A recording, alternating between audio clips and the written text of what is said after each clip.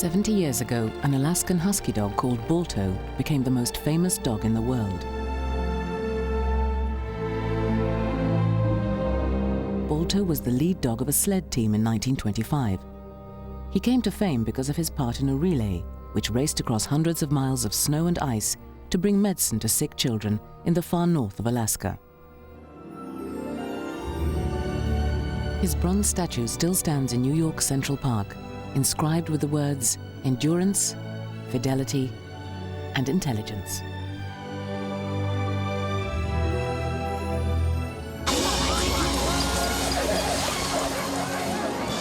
Today at Steven Spielberg's company Amblimation, 250 animators have spent 3 years making an animated feature film. It's based on the true story of Balto's race across Alaska. Like a lot of people, I'd been in Central Park and I'd seen this statue, and it's a statue of a husky dog, and I was wondering why it was there in amongst all these statues of dignitaries and famous people, and I never knew. And then I received a copy of this outline for a script based upon the serum run in 1925 that saved the children of Nome, Alaska.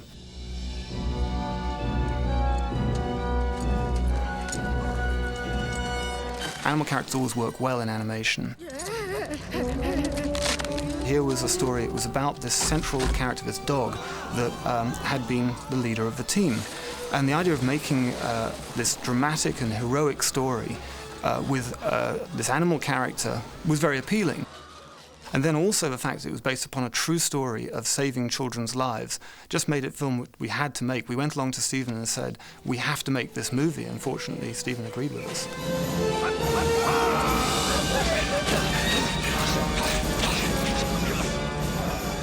This is a beautiful animated story with some incredible characters and some incredible vistas. Certainly, I can imagine as beautiful as what exists there now and what existed there then. Against this marvelous backdrop of the Alaskan wilderness, we then constructed a story that had involving characters. We simplified a good deal on the original story, but we stayed as true as we could to the spirit of the real events of 1925, starting with the outbreak of diphtheria in the children of Nome, Alaska.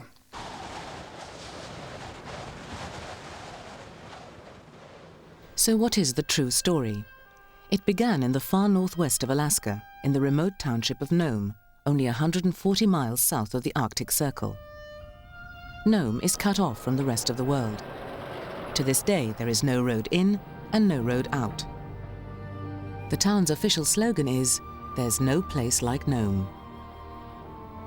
But the derelict gold dredges on the edge of town are evidence of Nome's more glorious past. In 1900, gold was discovered in Nome. The discovery sparked off the Great Alaskan Gold Rush.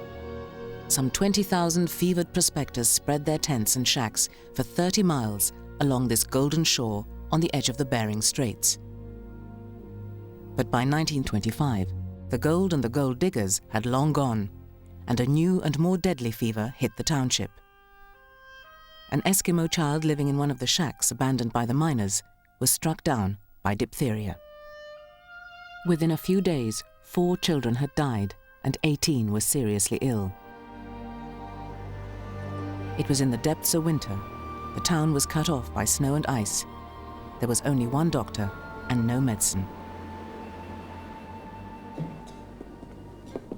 Doctor, how is she? Exhausted from coughing. Her fever's getting worse. Looks like diphtheria. She's the 18th case this week. And I'm out of antitoxin. In Nome today, there is still one person who remembers the diphtheria outbreak. The school teacher told us that there's serious sickness coming named diphtheria that make your sore throat, high fever, very high fever. You can even die from it.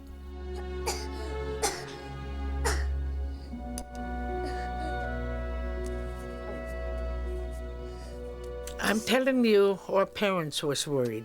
Everybody was worried because we didn't have no medicine for it until they bring it in.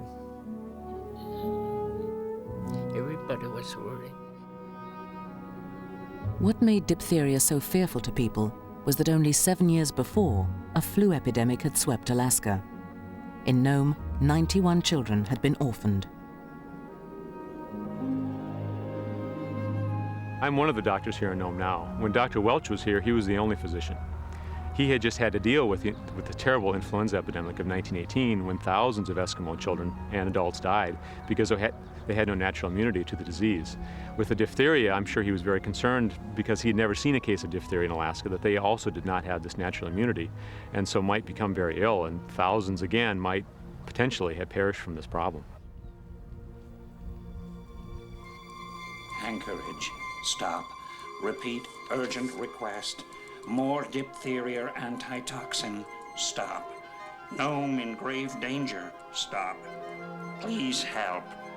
Stop. The real events of the 1925 serum run are actually quite extraordinary.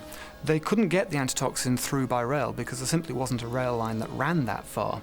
They couldn't get through by sea because the Bering Straits were frozen over.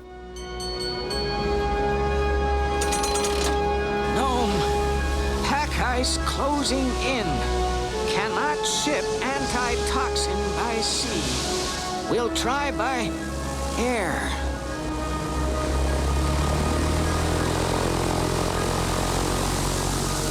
Nome. Storm at airport. Planes grounded until storm clears. Many regrets. The only way into Nome was the mail and freight system that operated during the Alaskan winters, husky dogs. Huskies had earned their name as savage work dogs used by the Eskimos since the Stone Age to hunt down musk ox and polar bear, and to haul their heavy transport sleds across the snowy wastes. Now they were to carry precious medicines to Nome in a desperate race against time. They used a relay, a set of some 20 mushers with husky dogs, stationed right the way across the state to carry the antitoxin and pass it on each to the next. And the reason Balto became so famous is that he was the lead dog on the team that finally brought the antitoxin in to Nome. It was decided to bring the serum by rail from Anchorage to Nenana. At Nenana, it was to be collected by the first dog team in the relay. From Juneau, Office of the Governor. We are shipping antitoxin by rail. Stop. Train line ends at town of Nenana. Stop. Select fastest dogs for sled team to carry antitoxin from Nenana to Nome. Stop. God willing, train will make it through. Stop. The train did make it through and was met by the first musher, Wild Bill Shannon. He lashed the serum to his sled and set off westwards.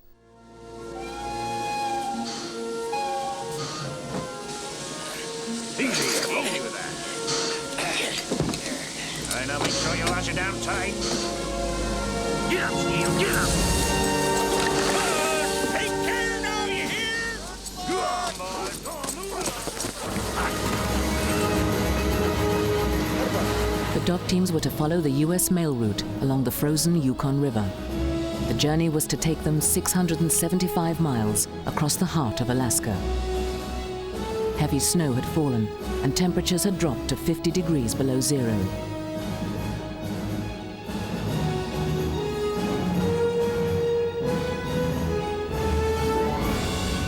At the Eskimo village of Shaktoolik, the serum was passed to Leonard Seppala, the greatest musher in the Alaskan Territory.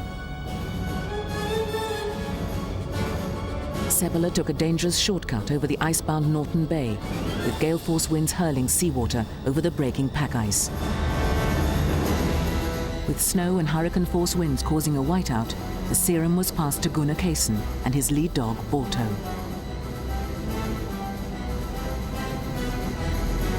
Balto was considered a scrub dog, worthy only of leading slow transport teams. But now he hurled himself into the race. Come on, mush!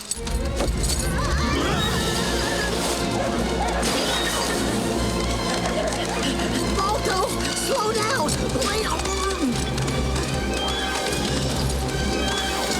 Hey, you're going too fast!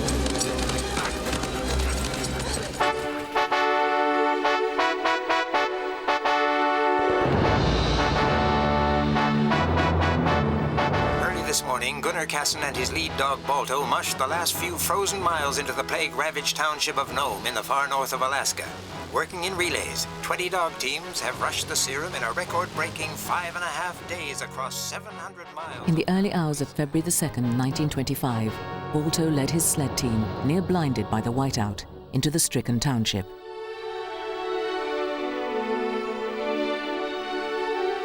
Gunnar Kasson had missed the final relay in the blizzard, but struggled on over 53 miles in some of the worst conditions ever recorded. The vital serum was pressed into the hands of Dr. Curtis Welch and rushed to the hospital.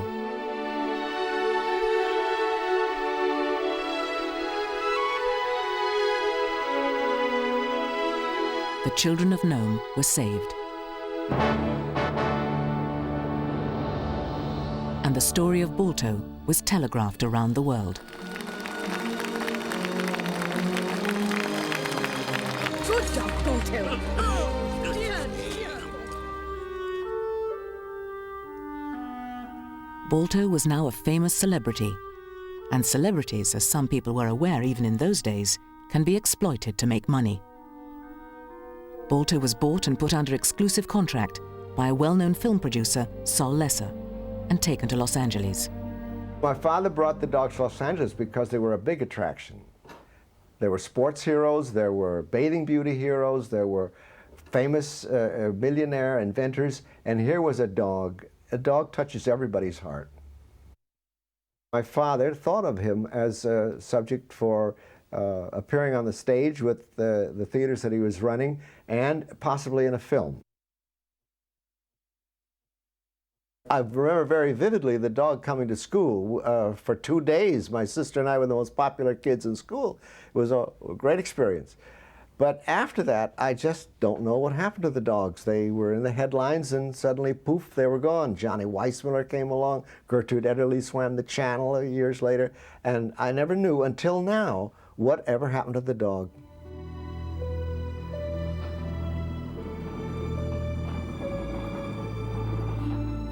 Today, in cold storage in the basement of the Cleveland Museum of Natural History in Ohio, Balto, mounted and faded from his original deep black, resides amongst the other museum exhibits.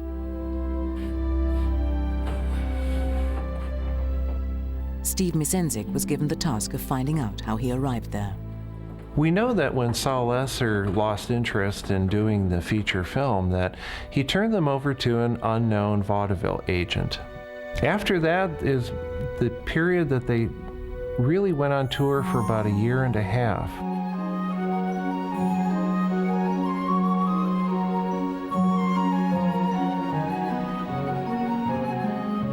We know that they made some appearances at dog shelters as a beneficial kind of thing. We know that in the appearances that they did, they had to give the impression of being a dog sled team, so their sled, which had been traveling around with them, would have been mounted up on wheels, doing something that was a feat of strength for the dog.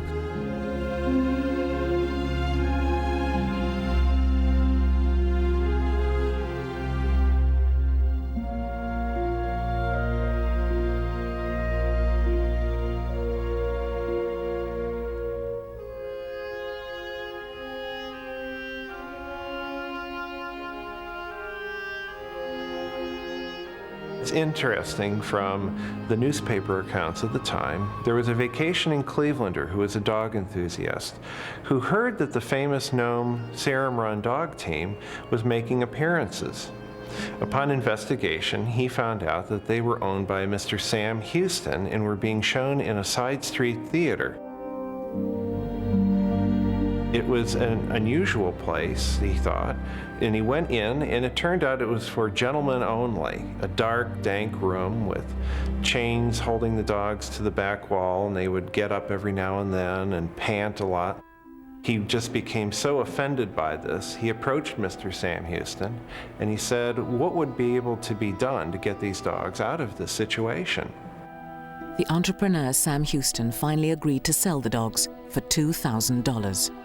But he only gave George Kimball 2 weeks to pay.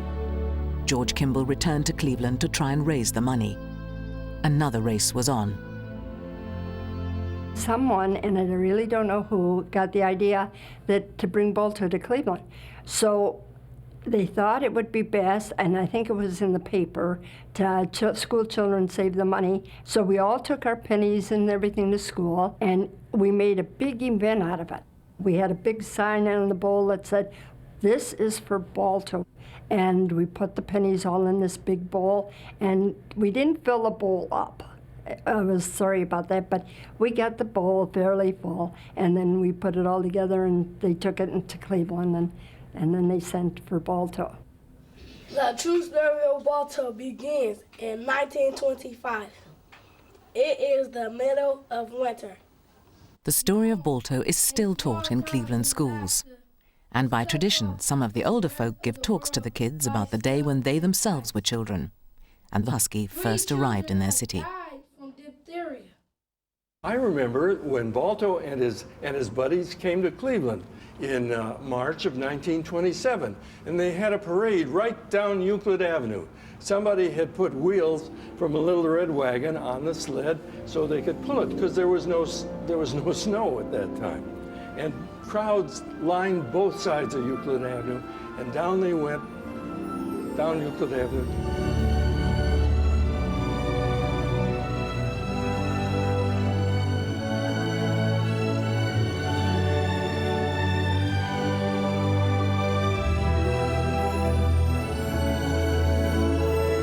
Balto was famous again. After the parade, he was taken to the city zoo, where 15,000 people came to see him on his first day. I had great feelings for the dogs. They were, I really felt bad for them because here they were, huskies and with a big heavy coat of fur on, and they'd just be sweating there and, well, they're panting actually in the summertime, and there was very little shade around that enclosure, as I recall, and they had one big dog house in the center of it. And I felt bad. I thought those dogs ought to be out running around. I remember the day my mother and my aunt took us 3 girls down there. I just thought he was such a glorious hero to have done that for people, to save people, you know, that it was just extraordinary.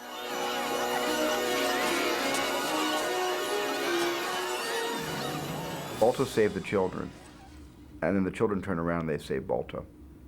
And all of the filmmakers on Balto are very proud in honoring the symbol of courage and bravery that is Balto. Running in this year's Iditarod, the last great race. Balto died at Brookside Zoo in 1933, but his memory lives on with the annual Iditarod dog sled race, which is held to commemorate the journey of 1925. And is now Alaska's biggest sporting event. 3, 2, 1, go! Rick Swenson out of the Iditarod starting gates on his way to Nome. Simon Wells found the Iditarod an important source of inspiration for the movie. It was necessary to do a lot of study to find out just what is Alaska like. So we studied documentary footage and we studied wildlife footage. But most importantly, we studied documentaries about the Iditarod race. And as we studied the tapes, we realized that everything we wanted for the film was right there. There was the sleds going through really dreadful conditions. There were amazing weather effects, all types of snow. And we realized just how awful it must have been in 1925. All right. The filmmakers also talked to dog sled racers. Joe Garney is an Eskimo and one of Alaska's top mushers. Having run the Iditarod 14 times, he knew exactly the conditions the animators would have to recreate. We can have windstorms that are unbelievable. You can have windstorms to where you have to lean into the wind, and it storms so hard that you cannot see the front of your dog team. I mean, I've seen storms where you could not see your feet, and the snow is drifting past you so fast and hard.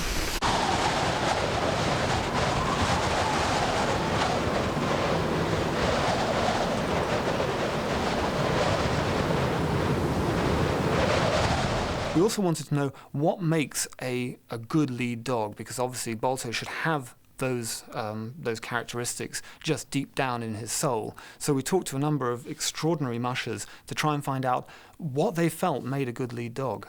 To me, a lead dog is not necessarily, most of your drivers want to get the fastest dog possible up in lead. But for me, it's honesty. It's all depends upon the individual, but for somebody that depends, like out here, you can see this country is wide open country and stuff. A lot of times your life depends on your lead dog. And for that, is having that connection with the animal. It's having that love for each other, and you trust each other, and it's just being honest.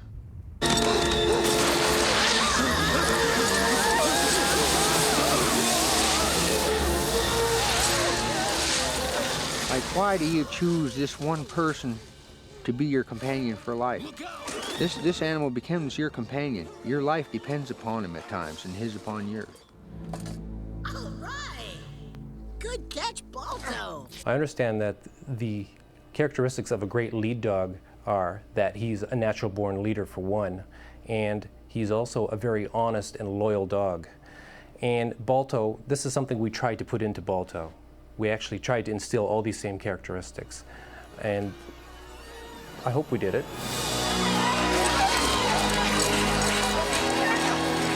In bringing this story to the screen, as animators, we had a number of issues that we had to think about. There was the issue of realism.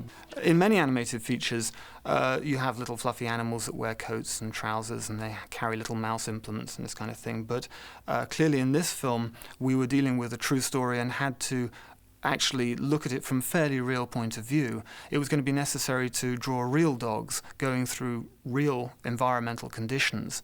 Otherwise, the audience simply weren't going to believe it. So to this end, we shot a lot of home video. We got a lot of huskies in and did life drawing sessions and shot video and analyzed frame by frame to see exactly how dogs move, what order their feet fall in order to really show real dogs.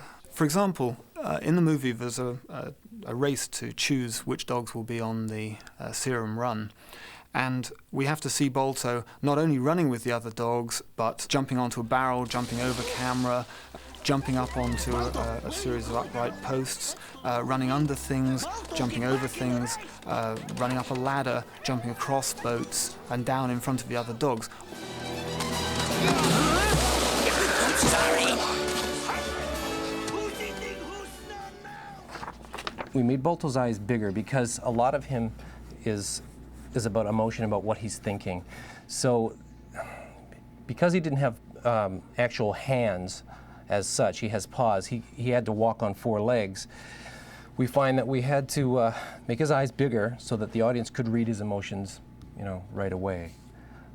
I can get that medicine through. First of all, get it through your head that they wouldn't put you in a sled team even if you did win, which won't happen, and if it did, it wouldn't matter. Boris, did you ever think maybe you're the reason the other geese fly south? If only your feet were as fast as your mouth. Hey! They're starting. Balto! Whoa! What are you, nuts?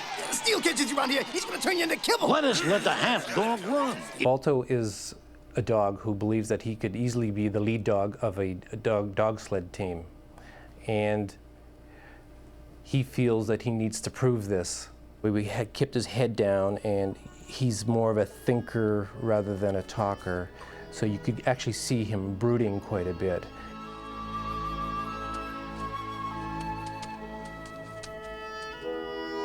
Jenna? Jenna. Balto. Hi. Hi. Look, just a shot in the dark, but I was wondering if, I don't know, maybe you'd like to go chase a few sticks by moonlight. In order to give Balto a character arc that the audience would travel with, if you like, we chose to make him a half dog, half wolf. And at first he's denying the wolf part of his character, and eventually realizes that it is this very wolf part of him that is going to be how he succeeds in the end. Let me tell you something, Balto. A dog cannot make this journey alone. But maybe a wolf can. even though we've changed the story for dramatic effect, it doesn't alter the essence of this legend that was Balto. It's an incredible story, and I think it's as powerful today as it was when it flashed around the world 70 years ago.